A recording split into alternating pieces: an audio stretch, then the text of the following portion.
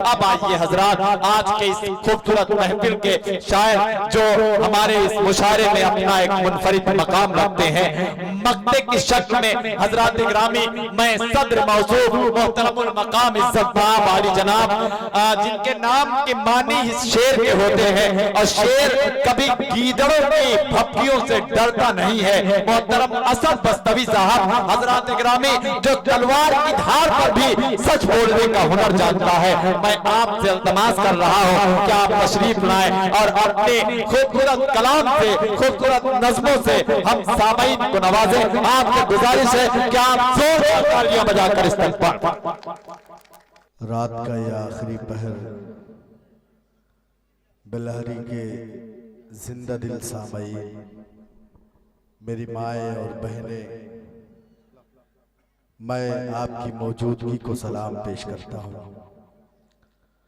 हाज़िरीन गिरामी, जाहिर है कि मजमा बहुत कम है, थोड़ी देर आपकी खिदमत मुझे करनी है, लेकिन थोड़ी देर के लिए आप महसूस कर लें कि हिंदुस्तान का सबसे बड़ा शायर आपके सामने है, और मैं थोड़ी देर के लिए महसूस कर लेता हूं कि हिंदुस्तान का सबसे बड़ा मजमा मेरे सामने है।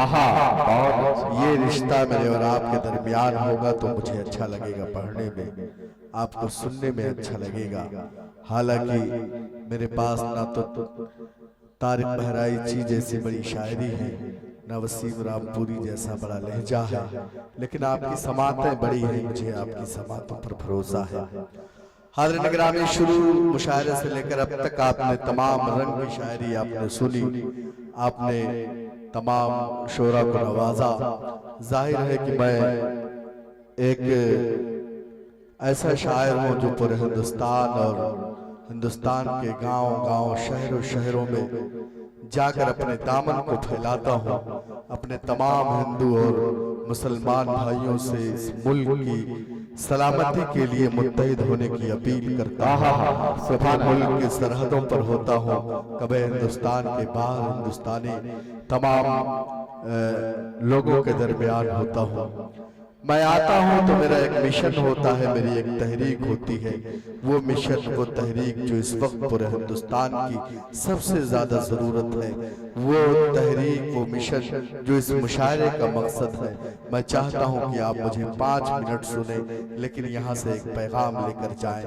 जाहिर है कि मेरे सामने मेरे गैर मुस्लिम बिरादरान नहीं है, लेकिन ये मुशायरा जब आप सुनकर जाएं तो अपने गैर मुस्लिम भाइयों को बताएं कि एक शायर आया था, उसने एक मैसेज दिया है, एक पैगाम दिया है। मैं अपनी माँ और बहनों को शरीक करता हूँ और उनसे दुआओं की गुजारिश करता हूँ, पेश करता हूँ बतौर खास मुलाज़ा फरमाए। एक जगह सब मिल बैठे तो हर मुश्किल आसान बने,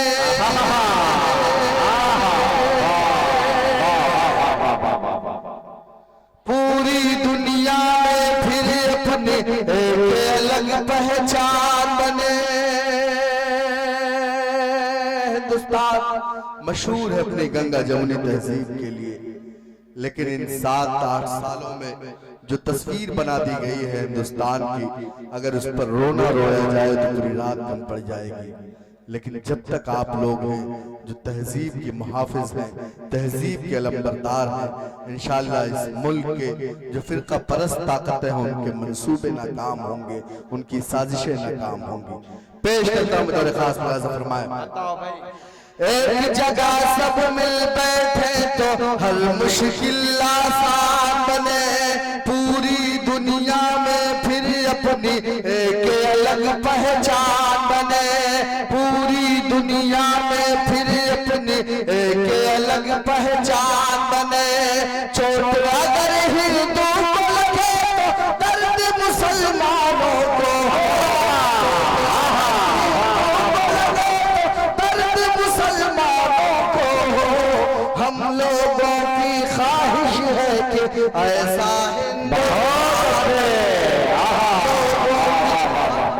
हम लोगों की ख्वाहिश है कि ऐसा हिंदुस्तान बने। क्या चोट अगर हिंदू को लगे तो दर्द मुसलमानों को, हम लोगों की ख्वाहिश है कि ऐसा हिंदुस्तान बने।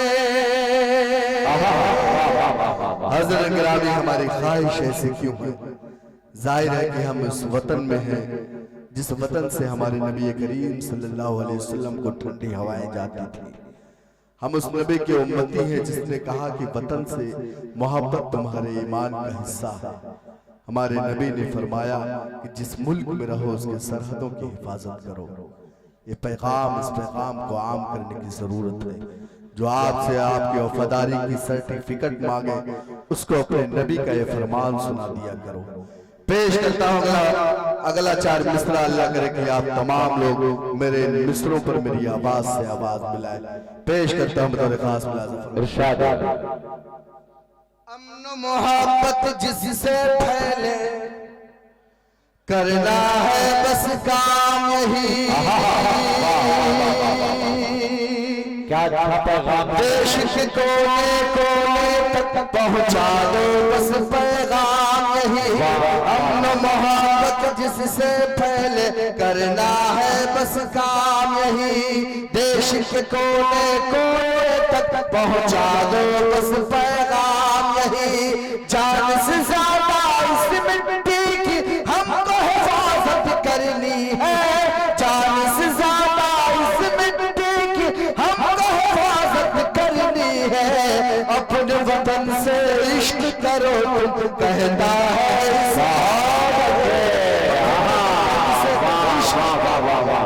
क्या कहने असर भाई? जिंदाबाद जिंदाबाद भाई, वाह वाह वाह वाह। बहुत शुक्रिया। मुझे अपने वतन से इश्क करो कहता है वाह नहीं। मुझे दुआएं मिली मेरे भाई जनाब वसीम रामपुरी साहब की, भाई शाह खालिद साहब की, नाज़िम मुशायरा जमील अख्तर सैदपुरी साहब की। एक लालच होती है कि किसी अच्छे नाज़िम की निज़ामत में मुशायरा पढ़ लिया जाए और ये ख्वाहिश होती है, तमन्ना भी होती है। बहुत दिनों के बाद आज मेरी ये ख्वाहिश भी पूरी हुई। मैं मुबारकबाद पेश करता हूँ भाई जमील साहब को खूबसूरत निज़ामत के लिए। हज़रत गिरामी 4 मिसरे एक पैगाम के तौर पर और पढ़ूंगा, उसके बाद 2-2.5 मिनट आपकी ज़हमत तमाम। एक 4 मिसरे पढ़ना चाहता हूँ जो हिंदुस्तान के तमाम सेकुलर लोगों की प्रोफाइल पर शायद आपको शेर मिल जाए। हिंदुस्तान में बसने वाले तमाम 130 करोड़ लोग जो चाहते हैं कि इस मुल्क में अमन हो, शांति हो, वो तमाम लोग इस मिसरे को पसंद करते हैं। जाहिर है कि एक इलेक्शन बहुत बड़ा हमारे सामने है। आपको धर्म के नाम पर लड़ाया जाएगा, आपको मंदिर और मस्जिद के नाम पर लड़ाया जाएगा, आपको जात और बिरादरी के नाम पर लड़ाया जाएगा। आप इन तमाम लोगों की चालों से होशियार रहने की जरूरत है। एक पैगाम को आम करने की जरूरत है। मैं अपनी माँ और बहनों से दुआएं चाहता हूँ और तमाम भाइयों की दुआएं चाहता हूँ। पेश करता हूँ बतौर खास मुलाज़िम फरमाए, अगर खामोश रहता हूँ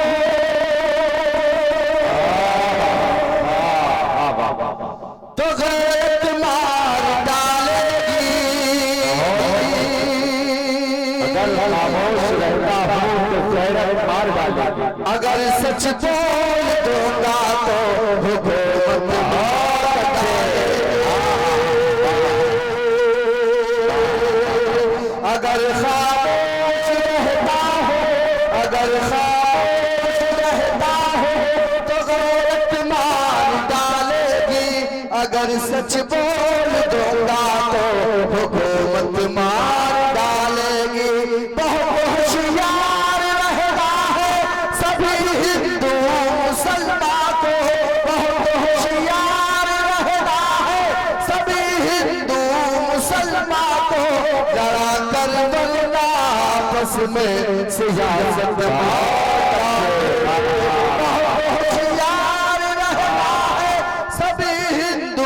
मुसलमान को। लड़ा कर वरना आपस में सियासत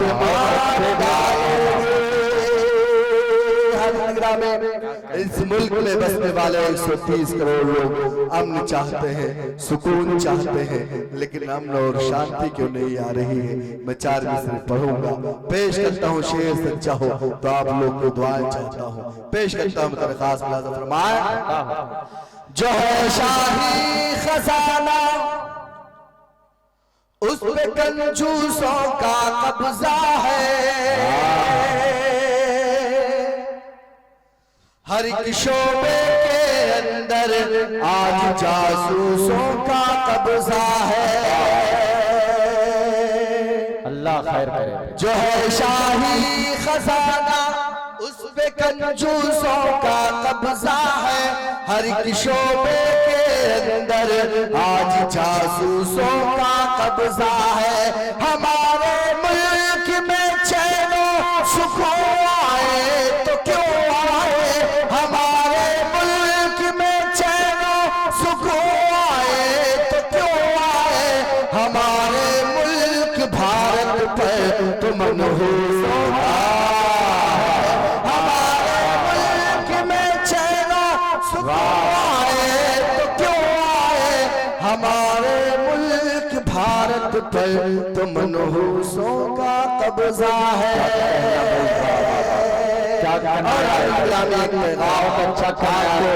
इन हालात से मायूस नहीं होना है।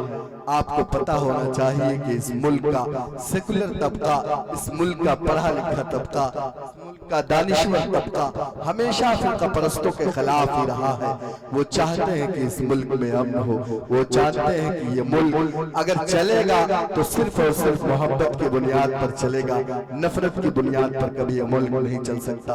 मैं 4 मिसरे पढ़ना चाहता हूँ, पेश करता हूँ। शेर सच्चा हो तो आप तमाम लोग की दुआएं, आप तमाम लोग के जज्बात असद बस्तवी के जज्बात में मिले। पेश करता हूँ ना खौफ से डर से ना हुकूमत से चलेगा, ना जुल्म न जालिम की हिमायत से चलेगा, ना खौफ से डर से ना हुकूमत से चलेगा, ना जुल्म न जालिम की हिमायत से चलेगा।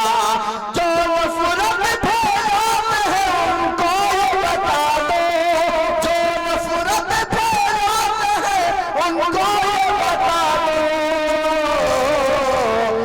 ये मुल्क चलेगा तो मोहब्बत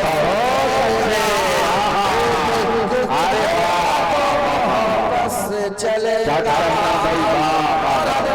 जाते जाते सिर्फ एक मतलब पढ़ना चाहता हूँ, मैं जानता हूँ यहाँ बहुत ज्यादा लोग नहीं है, लेकिन मुशायरा मीडिया इस मुशायरे को कवर कर रहा है।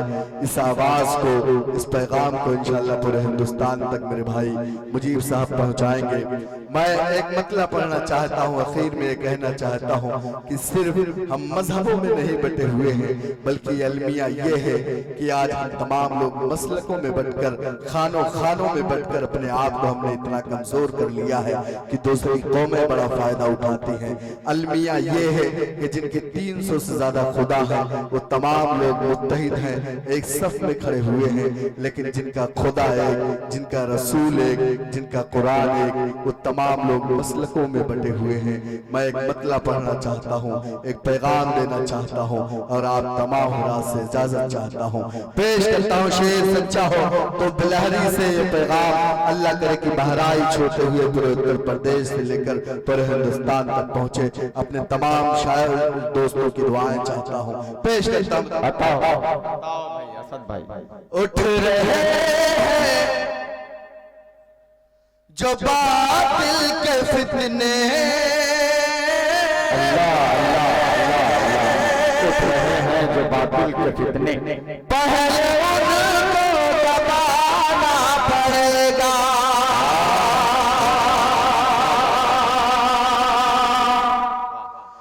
उठ रहे हैं जो बातिल के फितने, पहले उनको दबाना पड़ेगा, उठ रहे हैं जो बातिल के फितने, पहले उनको दबाना पड़ेगा, पहले उनको दबाना पड़ेगा, छोड़कर सारे मसलक के झगड़े मरकज़ पे आना होगा, छोड़कर सारे मसलक के झगड़े एक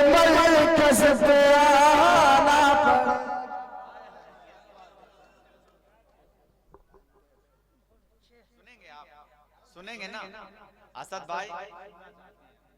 और जाहिर बात है, मैंने कहा मैं आपकी वकालत करूंगा। आप आखिरी मक्ते की शक्ल में हैं, तो आपकी जिम्मेदारी बनती है कि आप हजरात ढेर सारी मोहब्बतों से विदा कीजिए। अभी आप हजरात की तशनकी बाकी है, मुझे इस बात का एहसास है। जनाब असद बस्तवी साहब के एक एक मिसरे में हमें एक पैगाम मिल रहा है, हमें एक मैसेज मिल रहा है, हमें एक संदेश मिल रहा है। तो जाहिर बात है, इतनी कीमती शायरी को हमें गंवाना नहीं है, बल्कि हिफाजत करनी है। आपकी जोरदार तालियां हो जाए। मैं जनाब असद बस्तवी साहब से इल्तिमास कर रहा हूं कि आप तशरीफ लाएं और कम से कम 2-4 खताब और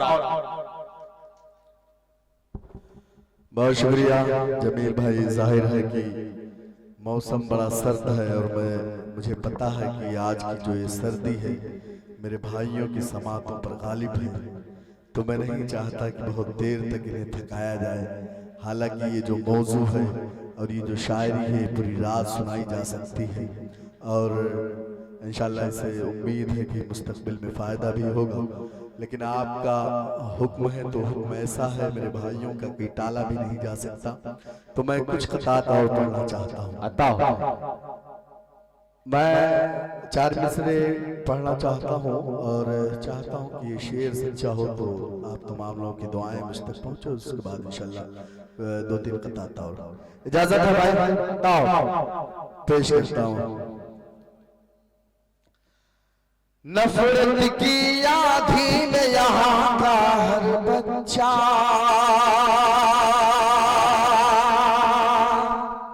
यहाँ पर हर बच्चा हाथ में देकर हाथ चलेगा भारत में।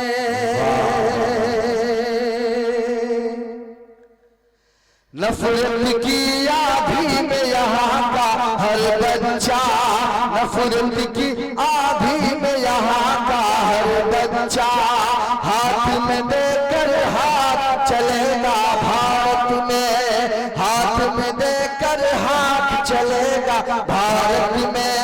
बाहर मुल्कों में क्या होगा पता नहीं, बाहर मुल्कों में क्या होगा पता नहीं, हिंदू मुस्लिम साथ चलेगा भारत में, मुस्लिम साथ चलेगा भारत में, हाथ में देकर हाथ चलेगा भारत में। हज़रत गिरामी में पिछले दिनों कई ऐसे मुशायरों में था, सरहद के कई जवान मेरे सामने मुशायरा सुन रहे थे। मैंने सरहद के जवानों से कहा कि अल्लाह न करे कि इस मुल्क पर कभी कोई आंच आए, और अगर ऐसा हुआ आपकी पुलिस फोर्स कम पड़ने लगे इस मुल्क की हिफाजत के लिए, तो हम मुसलमानों को आप आवाज दीजिएगा। हमारे मुसलमानों के घरों से बच्चा बच्चा इस मुल्क की हिफाजत के लिए कदम से कदम मिलाकर इस मुल्क की हिफाजत के लिए अपने घरों से निकलेगा।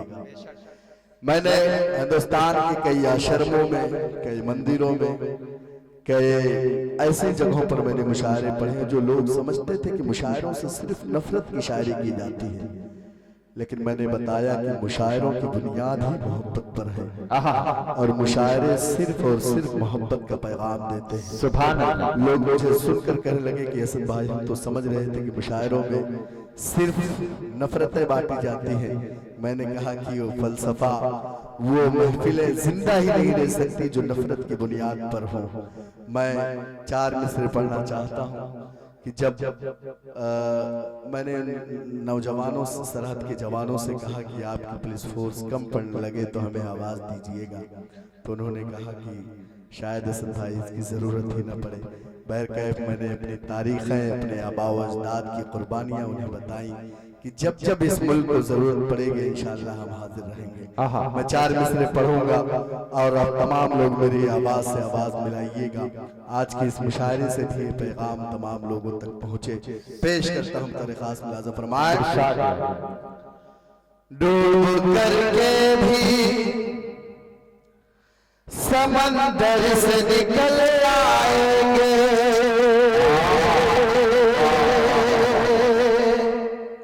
क्या हम जहां होंगे उसी दर से निकल आएंगे।